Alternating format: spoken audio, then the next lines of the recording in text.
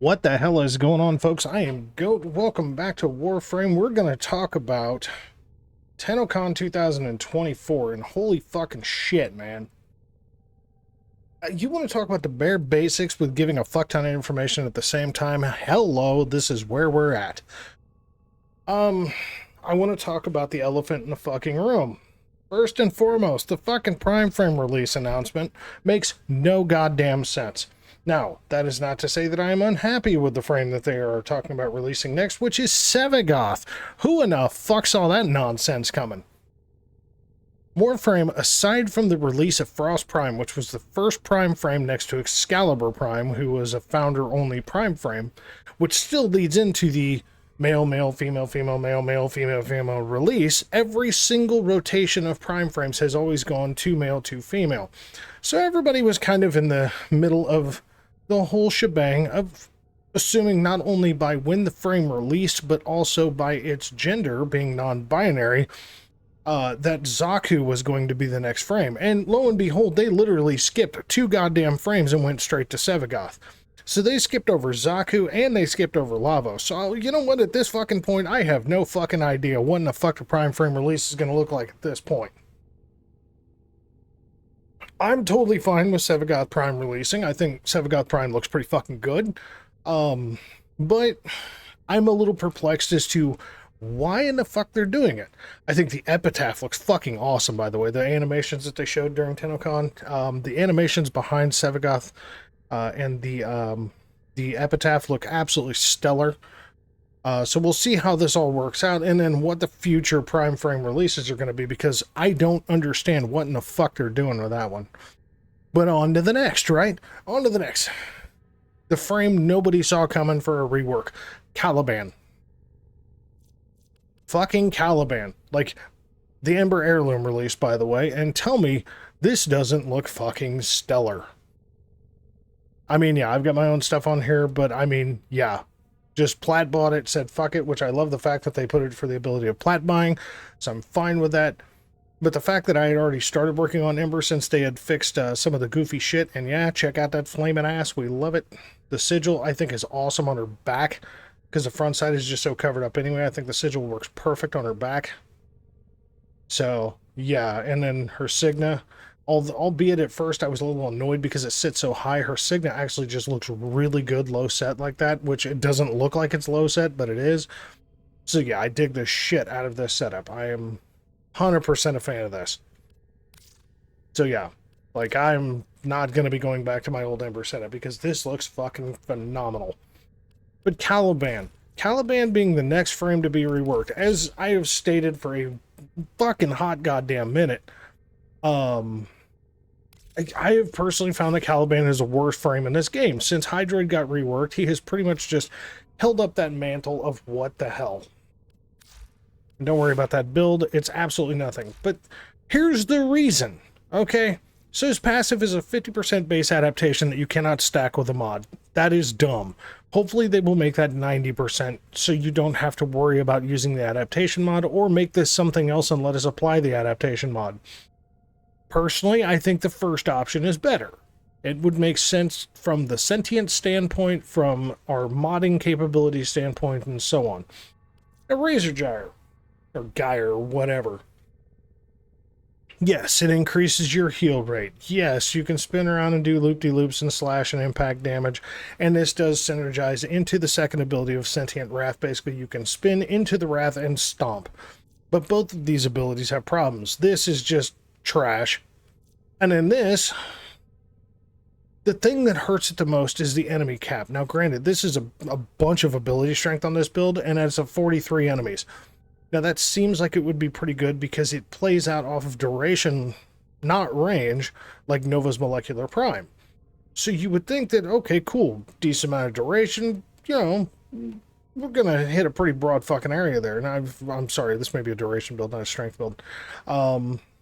You know, and yes, it causes damage vulnerability because it's like a Rhino Stomp as well. So it's like a mix between Molecular Prime and Rhino Stomp, but with the problem of having an enemy cap on it, which makes it a little bit more problematic. Does it work? Yes. Is it annoying at times? If you're in a big-ass crowd of enemies, absolutely. Lethal Progeny. even though they have tried, I think, 2 or 3 times to fix this particular ability, like, longer duration, first of all, because they just don't stick around very long, and them actually being more drone-like and actually helping Caliban by staying close and constantly building shields rather than waiting for your shields to break or get to the point of near death before they finally decide, oh yeah, we are supposed to do a job. Yes, they have made it better since Caliban's release, but it's still not that great. And then finally, we have Fusion Strike. Now, Fusion Strike is really the only great ability that Caliban has because it's a pure armor strip. But because there's a lot of other frames that do armor strip, it doesn't really mean much for Caliban. That being said, the damage type is the most interesting, but as of right now, it doesn't play off of what blast damage is doing in the game. So blast damage is supposed to be a 1.5 second delay explosion to chain to other enemies nearby. Right now, it just hits them and knocks them on their butt or staggers them. That's about it. If they make this actually play into the way blast damage has been reworked, this could actually be a very good ability. So if they fix the passive, and they fix Razor Gyre, and they take that stupid damage or enemy cap off of this bullshit, and then just tweak this damn calculus so they actually stick close to your ass, and only attack enemies that are trying to come up and like melee you and shit like that, or even use themselves as like floating shields to stop damage, I'm alright with that. And then finally, chain the blast damage. Yeah, Caliban could actually be pretty damn good. Pretty damn good with his base kit. And worst case scenario, Razor Gyre, even if they don't do a damn thing with it, it's still the best spot to subsume as of right now because it's his worst fucking ability anyway. So Caliban getting a rework is a bit of a surprise because most of us have been begging for Chroma. Chroma, Valkyr, fucking Banshee, Oberon. Hell, there's been a bunch of people screaming for fucking Loki, even though I don't think really Loki needs it that much. There's been some yelling about Limbo, but that's more preferential to Limbo players. There's other frames that honestly I think could have used a touch-up before Caliban, given Caliban released at the New War less than 2 years ago. But considering how bad Caliban is, you can still play Chroma very well on the Steel Path. Caliban, it's kind of touch and go. Like with a squad, most of the time you're alright. But Caliban's got a lot of problems. So I'm glad that they're looking into, hey, you know what, let's make this better. So there's that. Another little QOL thing that they're doing is that they're actually, being able to favorite specific items in your UI. That's cool. I mean, that's a preferential thing, but that's cool. That's just one of the things they're throwing in. One that we were all very interested in, and they gave us very little information. 5 new Incarnate weapons are coming. Now, I'm assuming that they're probably going to be just like the other Incarnates that they released, being the Angstrom and the Gorgon and, that group, to where you could probably just plat by the damn things, hopefully. Because truthfully, let's be honest here, okay, if somebody wants to run the Steel Path circuit and grind yourself half to death on that bullshit to get 2 adapters every time the cycle comes around, that's fine. I'm more of an immediate gratification kind of person. I would much rather just go do trades and say, hey, this works. I'm happy with that. Call me crazy. Like, I've been last few days running the shit out of the, Borrow's Relay and building up weapons and mods and shit so I can sell that shit, in the trade market later. Just saying. And I trade Rivens, or sell Rivens. So it's just like, I have better ways to make plat than that shit. As you can see, I'm down to 550, which means I'm gonna be setting myself visible to trade some shit. So the Companion 2.0 rework. Now, the one thing that they did say is that they're going to be working more on the abilities of the Companions, both with Sentinels and with the actual critters. I hope like fuck that they throw, especially the actual, animal Companions, that they do some work on the UI so they're not so dumb. I don't know if that's going to be the case. It's just a hope and a dream. The Companion 2.0 is coming. That's good. I'm going to hold off on the next thing I've got listed here. It says 3 new quests coming. Now, I was expecting maybe 2, most likely just the 1, and then like a little buffer. And the little buffer is Lotus Eaters. Didn't really give a whole lot of information on it, except for the quick image that they showed, and it looks like basically the Lotus is standing in the blown out part of the Sanctum looking into the void at Wally. So that looks very interesting. They said it's going to be very short, so We'll see what happens with that. But then there's an unannounced, unnamed quest that's coming where we're going to get the new frame, which is Site 09, also known as Quincy, and we'll get to that in a minute. So the first frame with a number in his fucking name, that's going to be interesting. I mean, personally, well, again, we'll get into Site shortly. But the unannounced, that's when the new frame is going to be coming. And then sometime in the winter, let's all just assume sometime mid-December, most likely, it's going to be Warframe 1999. And into that, I can simply say that Warframe 1999, although looks very different from normal Warframe, it also has some direct links to some pretty interesting shit. First of all, the proto-Warframes in themselves. The fact that they've only up to this point shown 2 actual full-on visuals of the proto-frames, and then gave us a teaser on the proto-Volt just like a week before Tennocon, and then all of a sudden, excuse me, we have Nyx Trinity, Mag, Excalibur, Volt, and then Site 09. Yeah, also known as the new syndicate of being the Hex. And they'll be fighting what looks like Proto-Grineer. Don't know what the fuck they're called. Didn't even care to fucking look it up. I know somebody said something about it. Don't care. They look like Proto-Grineer with a big boss being an infested boy band. That looks fucking hilarious. I cannot wait to do that fight. I don't give a shit how squishy I have to be to go do that fight. Just get my ass kicked by Justin Timberlake. I will be down for that party. That's funny shit. There's an interesting quirk that they showed a very brief bit on of basically emailing and texting or instant messaging different Hex members on relationship status. Now, I don't know if that's how you build rep in with the syndicate or what the hell the deal is with that, but that is just such an interesting tweak to basically constantly contact different members of the syndicate, I guess, depending on which member you're playing, or if we're always playing Arthur. I have no fucking clue. But that's an interesting aspect that I'm really questioning. Like, is this how we gain rep with this syndicate, or is this just kind of an add-on little, hey, let's be buddies. Hey, I want to have sex with Trinity. I mean, who fucking knows at this point? You know, let's flirt with Mag, Io, or Oi, or whatever the hell her name is. Yeah. So, I mean, there's just that, right? And then the motorcycles. Holy Christ. I was not expecting when they did their playthrough, this 22-minute playthrough of the first quest. And obviously Megan didn't even finish playing the first quest, just got to the boy band, and that was good enough. That made me laugh. The motorcycles look fucking awesome. I'm crashing the shit out of these things. But the fact that you can bullet jump with them, they look very cool.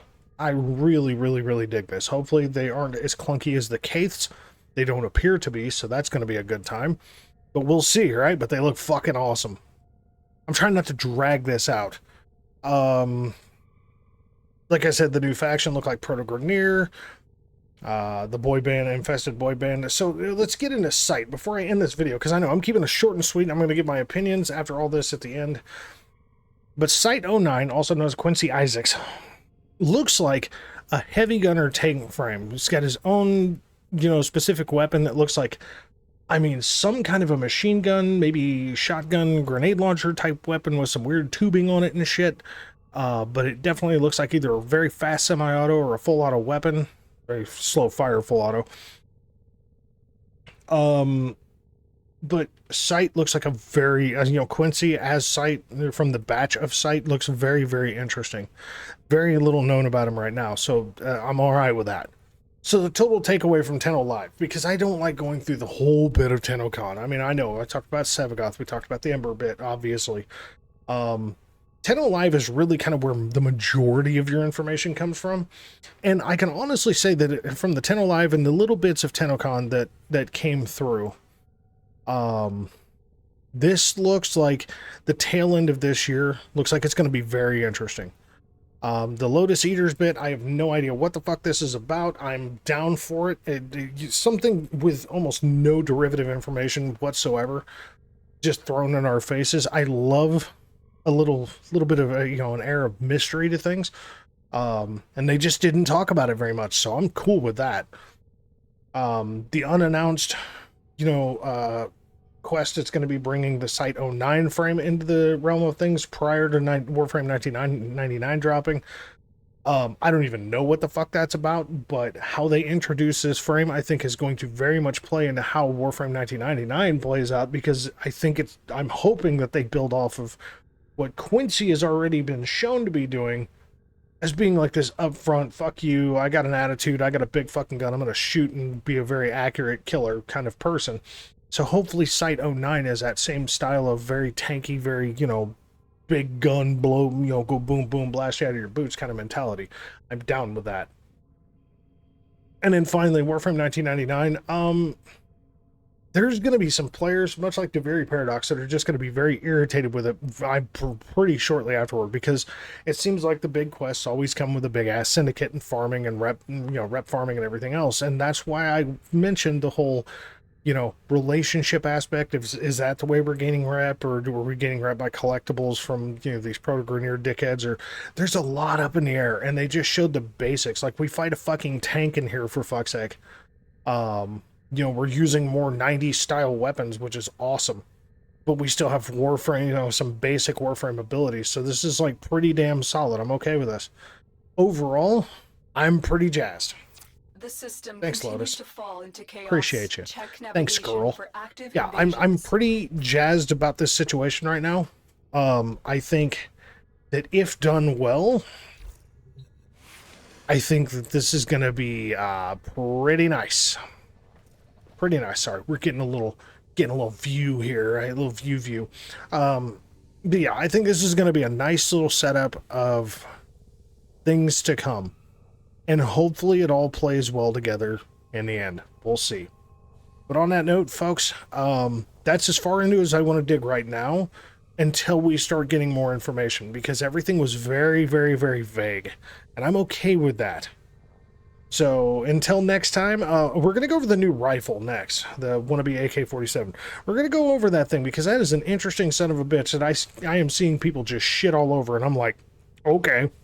So on that note, folks, I want to thank you very much for watching. As always, we'll catch you in the next one, all right?